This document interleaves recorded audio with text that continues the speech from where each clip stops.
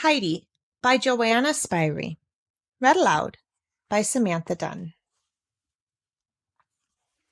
Chapter 4. Shooting Down the Mountainside. The next morning, the sun came out early, as bright as ever, and then Peter appeared with the goats, and again the two children climbed up together to the high meadows, and so it went on day after day, till Heidi, passing her life thus among the grass and flowers, was burnt brown with the sun, and grew so strong and healthy that nothing ever ailed her. She was happy, too, and lived from day to day as free and light-hearted as the little birds that made their home among the green forest trees. Then the autumn came, and the wind blew louder and stronger, and the grandfather would say sometimes, "Today you must stay at home, Heidi.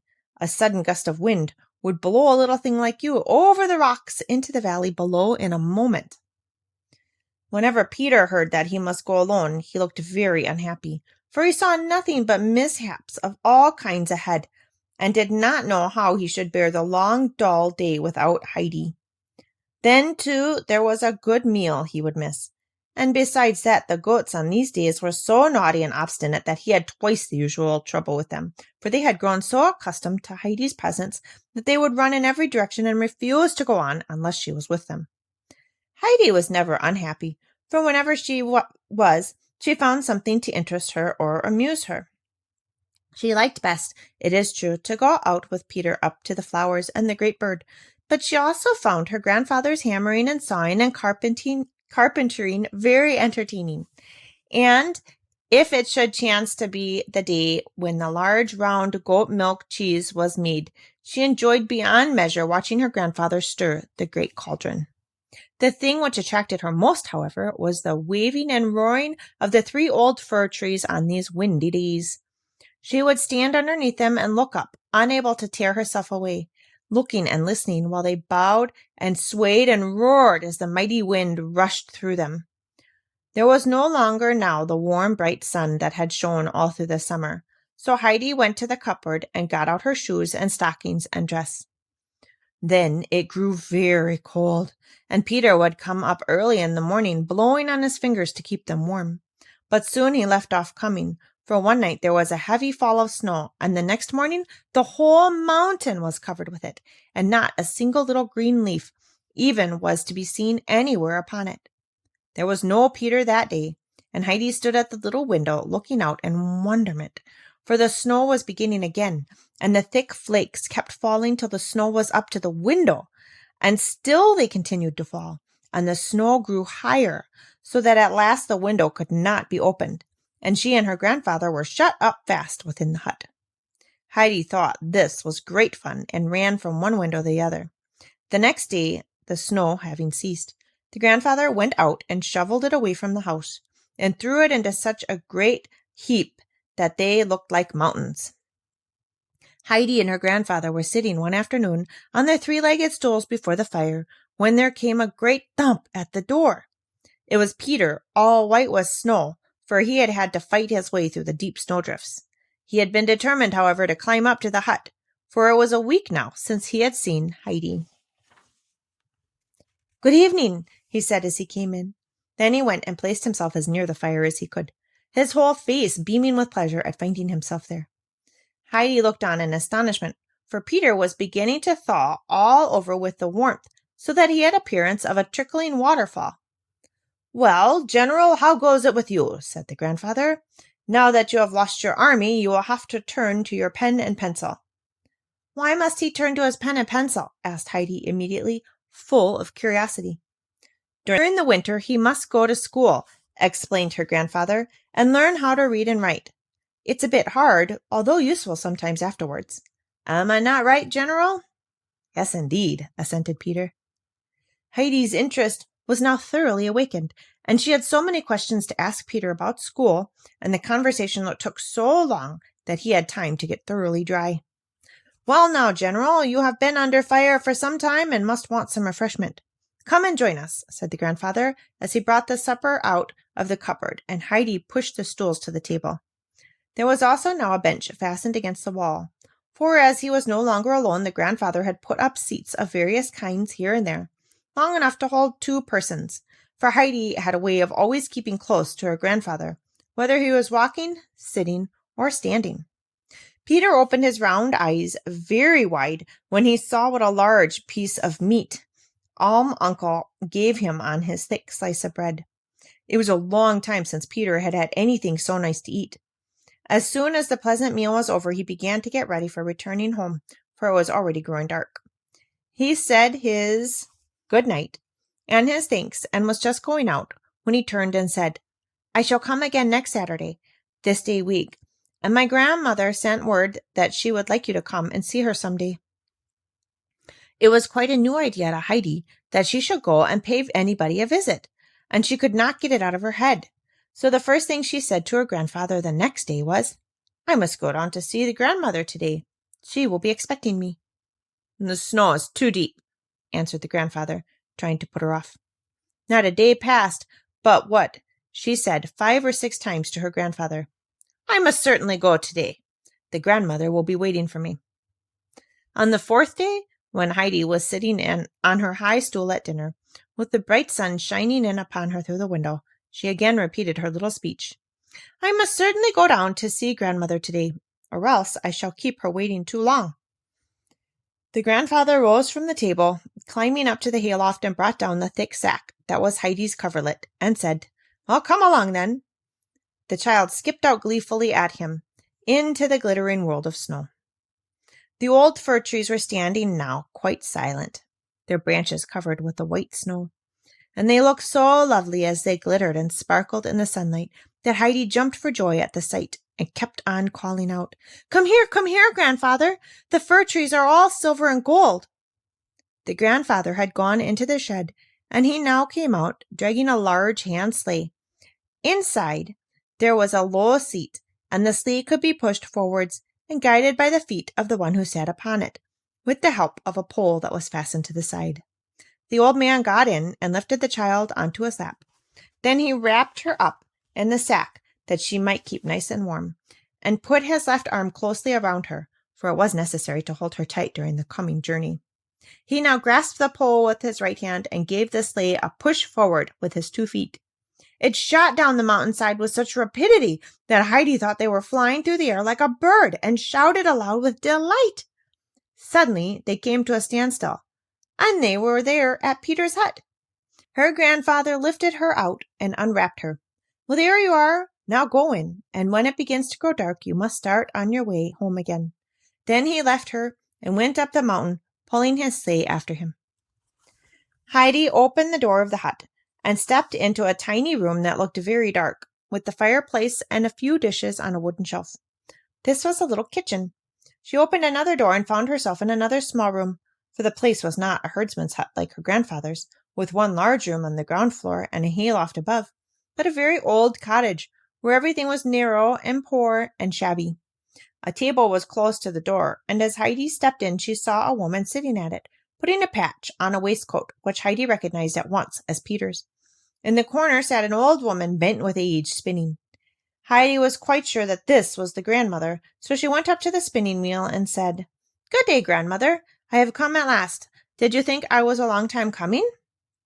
The old woman raised her head and felt for the hand that the child held out to her, and when she had found it, she passed her own over it thoughtfully for a few seconds, and then said, "Are you the child who lives with the uncle? Are you Heidi?" Yes, answered Heidi. "I have just come down in the sleigh with grandfather." "Is it possible? Why, your hands are quite warm. Brigitte, did uncle come himself with the child?" Peter's mother had left her work and risen from the table, and now stood looking at Heidi with curiosity, scanning her from head to foot. "I do not know, mother, whether uncle came himself. It is hardly likely. The child probably makes a mistake." But Heidi looked steadily at the woman and said, "I know quite well who wrapped me up in my bed cover and brought me down in the sleigh. It was grandfather."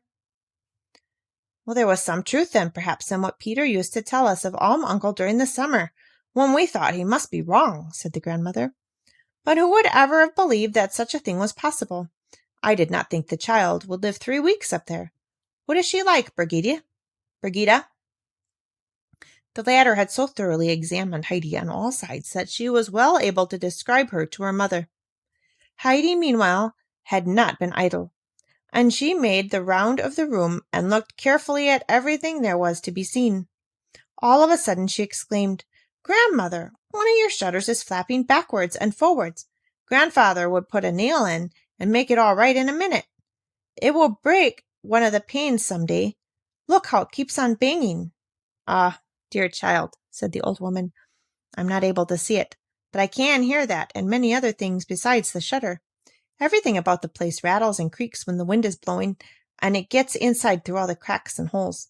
The house is going to pieces, and in the night, when the two others are asleep, I often lie awake in fear and trembling, thinking that the whole place will give way and fall and kill us, and there is not a creature to mend anything for us, for Peter does not understand such work." "Why cannot you see, grandmother, that the shutter is loose? Look, there it goes again. See, that one there," and Heidi pointed to the particular shutter. "Alas, child, I can see nothing, nothing," said the grandmother in a voice of lamentation. "If I were to go outside and put back the shutter so that you had more light, then you could see, grandmother?" No, not even then. No one can make it light for me again." "But if you were to go outside among all the white snow, then surely you would find it light. Just come with me, grandmother, and I will show you."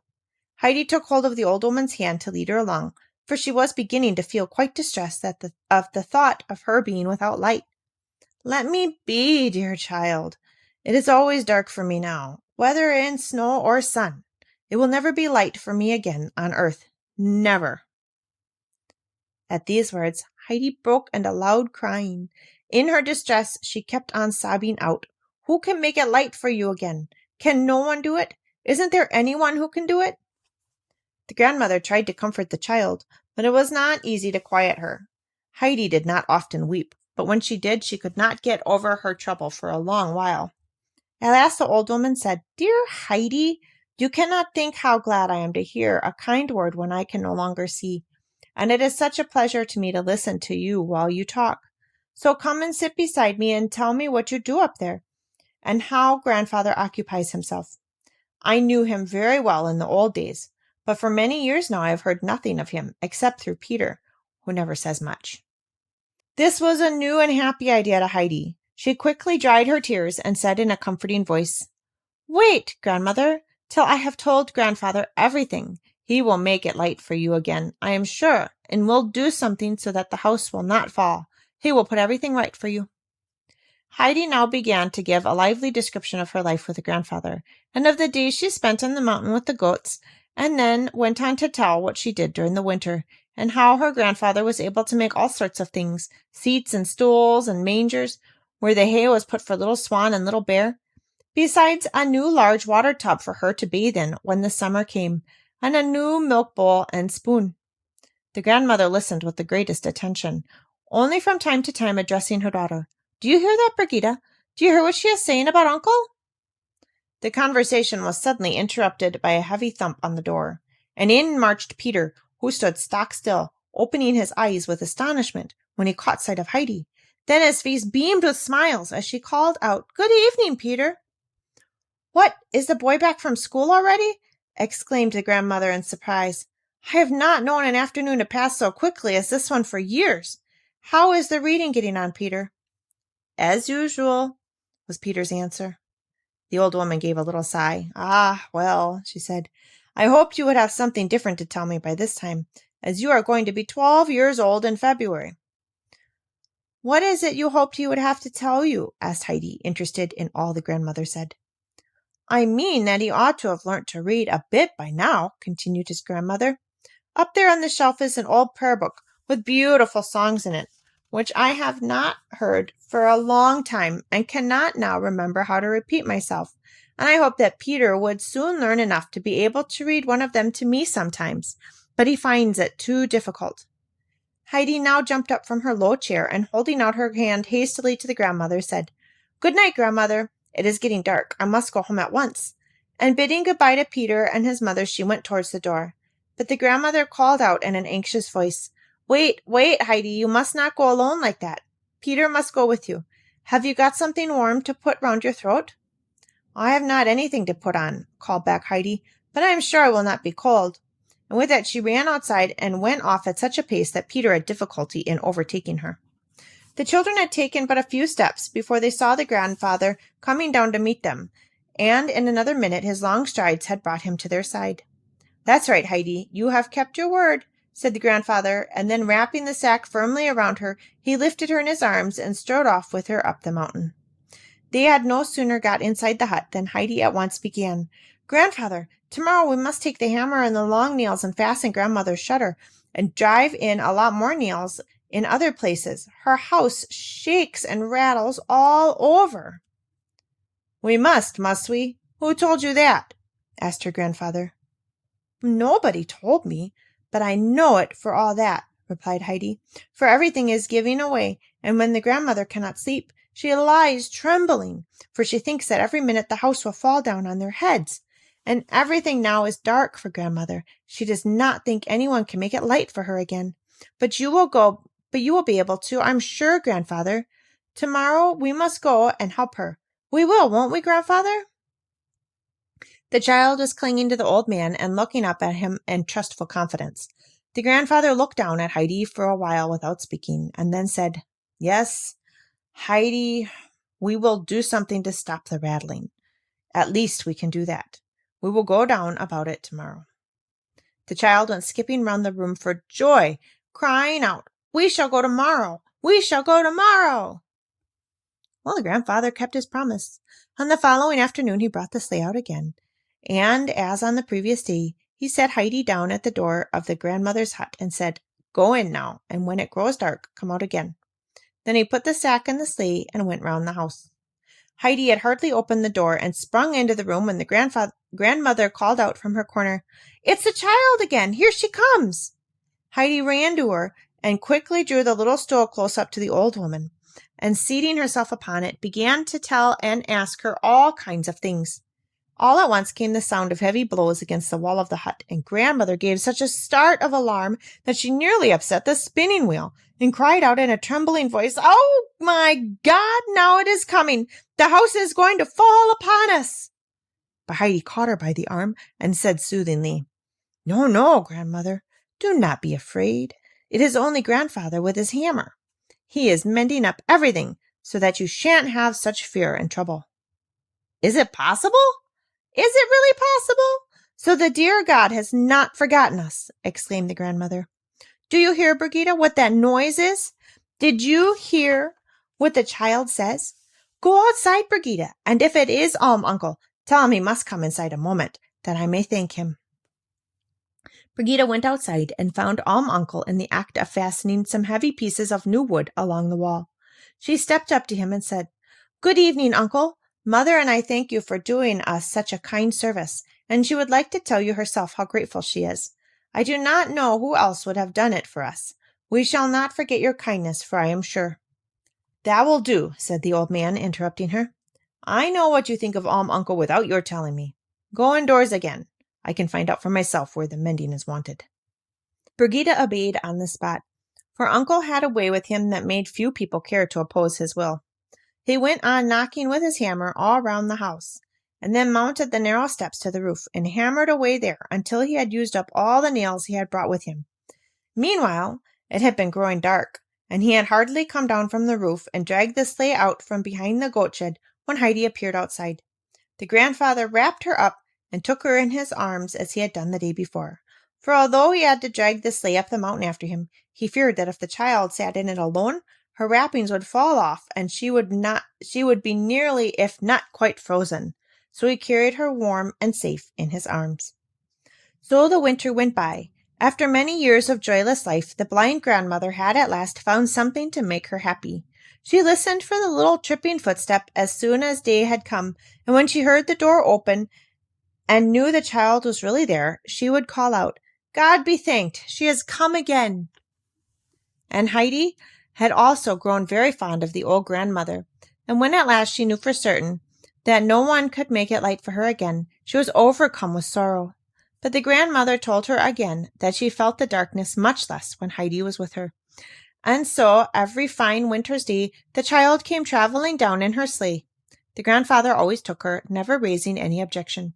Indeed, he always carried the hammer and sundry other things down in the sleigh with him, and many an afternoon was spent by him in making the goatherd's cottage sound and tight. It no longer groaned and rattled the whole night through, and the grandmother, who for many winters had not been able to sleep in peace as she did now, said she should never forget what the uncle has done for her.